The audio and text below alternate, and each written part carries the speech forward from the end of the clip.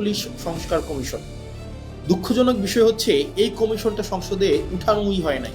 এই যে অর্ডিন্যান্সটা সংসদে উঠানোই হয় নাই, অর্থাৎ এটা আলোচনার জন্য এটার প্রয়োজন আছে কিনা বা এটা কতটা প্রয়োজন, জনগণের জন্য কতটা প্রয়োজন, এটা নিয়ে আলোচনা করার জন্য সংসদে উঠানোই হয় নাই। পুলিশকে নির্দেশ দেওয়া হয়, সেই নির্দেশকে লফুল নাকি আনলফুল সেটাকে অ্যাসেস করা কিন্তু পুলিশের পক্ষে সেটা সম্ভব হয়ে ওঠে না। তো আমাদের যে পুলিশটা গড়ে উঠেছে, এই পুলিশ সম্পর্কে আমাদের যে ধারণা, সেই ধারণাটা কি? সে পুলিশ হচ্ছে খারাপ, পুলিশ ঘুষ খায়, পুলিশ হচ্ছে দুর্নীতিগ্রস্ত, পুলিশ হচ্ছে চাঁদাবাজ, পুলিশের জমি দখল করে, মানুষের সম্পদ দখল করে বাসা থেকে উঠাই নিয়ে যায়। অর্থাৎ জনগণ এবং পুলিশের সম্পর্কটা এরকম বিরোধের একটা সম্পর্ক। জনগণের বিরুদ্ধে পুলিশের যে একটা চিত্র আবহমান কাল থেকে প্রতিষ্ঠিত করা হয়েছে, এটা আসলে রাষ্ট্রের জন্য কোনো সুখকর নয়। পুলিশ কিন্তু জনগণের বিরুদ্ধে থাকার কথা ছিল না। পুলিশকে যেভাবে ঘুষখোর হিসেবে উপস্থাপন করা হয়েছে, রাষ্ট্র যেভাবে পুলিশকে হাতিয়ার বানিয়েছে দমন পীড়নের, সরকার যেভাবে দমন পীড়নের হাতিয়ার বানিয়েছে পুলিশকে, এটা হওয়ার কথা ছিল না।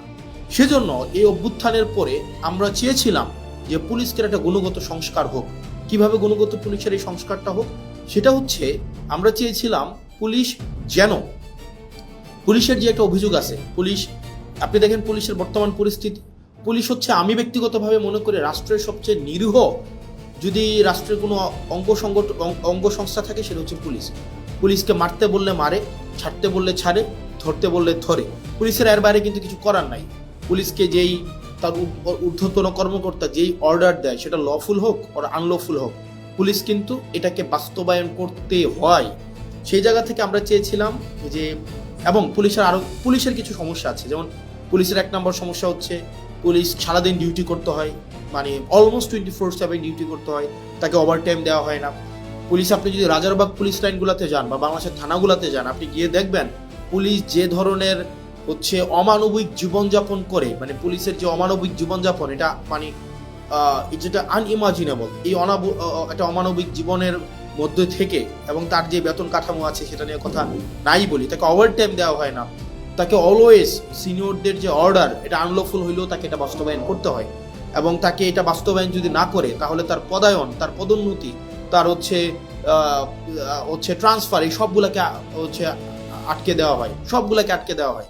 এবং দুঃখজনক বিষয় হচ্ছে পুলিশ যদি সরকারের কোনো ইচ্ছার বাইরে যায়, অন্যায্যভাবে, সরকার একটা অন্যায্য একটা অর্ডার করছে, এটার বাইরে যদি পুলিশ যায়, তার চাকরি অলমোস্ট ইম্পসিবল হয়ে ওঠে। এখন দেখেন পুলিশের এই যে ক্ষোভ, পুলিশের প্রতি যে এইসব অন্যায্য অবিচার করা হচ্ছে, তার পোস্টিং, প্রমোশন, পদোন্নতি সবগুলো রাজনৈতিক ইচ্ছার উপরে নির্ভর করা হচ্ছে। যত বাংলাদেশে পুলিশ যারা সরকারের যত বেশি পদলেহন করে, যারা সরকারের সবচেয়ে বেশি কাছাকাছি থাকে, যারা সরকারি দলকে সবসময় হচ্ছে পৃষ্ঠপোষকতা করে, তারা ভালো পোস্টিং পায়, তারা ভালো প্রমোশন পায়।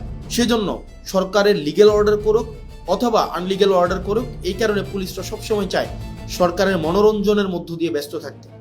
এখন এই যে পুলিশের যত অভাব, পুলিশের যত প্রত্যাশা, পুলিশের যত চাওয়া পাওয়া, পুলিশের যত ক্ষোভ, এগুলা নিরসনের জন্য এই গভর্নমেন্ট একটা কাজ করেছিল, মানে ইন্টারিম গভর্নমেন্ট, সেটা ছিল পুলিশ গ্রিভিয়েন্স রিএড্রেস প্রোগ্রাম হাতে নিয়েছিল। অর্থাৎ পুলিশের ক্ষোভ নিরসন করা এবং ন্যায্যতার ভিত্তিতে পুলিশের যে প্রয়োজনগুলো সেগুলোকে নিশ্চিত করার জন্য পুলিশ গ্রিভিয়েন্স রিএড্রেস প্রোগ্রাম হাতে নিয়েছিল এই সংস্কার কমিশনে।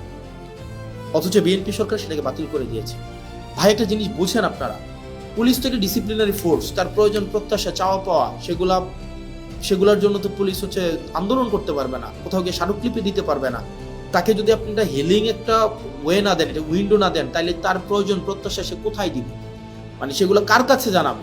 এটা জানানোর জন্য ইন্টারিম গভর্নমেন্ট যে পুলিশ সংস্কার কমিশনটা করেছিল, সেটা হচ্ছে সেখানে পুলিশের ক্ষোভটাও যেন পুলিশ জানাইতে পারে, পুলিশের অভিযোগটা যেন পুলিশ জানাইতে পারে। এবং পুলিশকে যদি কেউ আনলফুললি কোনো একটা অর্ডার করা হয়, পুলিশকে যদি কেউ হচ্ছে অন্যায্যভাবে কোনো একটা অর্ডার করা হয় যে তোমাকে গুলি করতে হবে, তোমাকে হচ্ছে কাউকে উঠাই নিয়ে আসতে হবে, তোমাকে হচ্ছে মানে বেআইনি কোনো একটা কাজ করতে হবে, পুলিশ সদস্যরাও যাতে সেটা থেকে নিষ্কৃতি পায়, সেটার জন্য একটা অভিযোগ জানাইতে পারে, সেটার জন্য পুলিশ গ্রিভিয়েন্স রিএড্রেস একটা প্রোগ্রাম হাতে নেওয়া হয়েছিল, সেটাকেও বাতিল করে দেওয়া হয়েছে।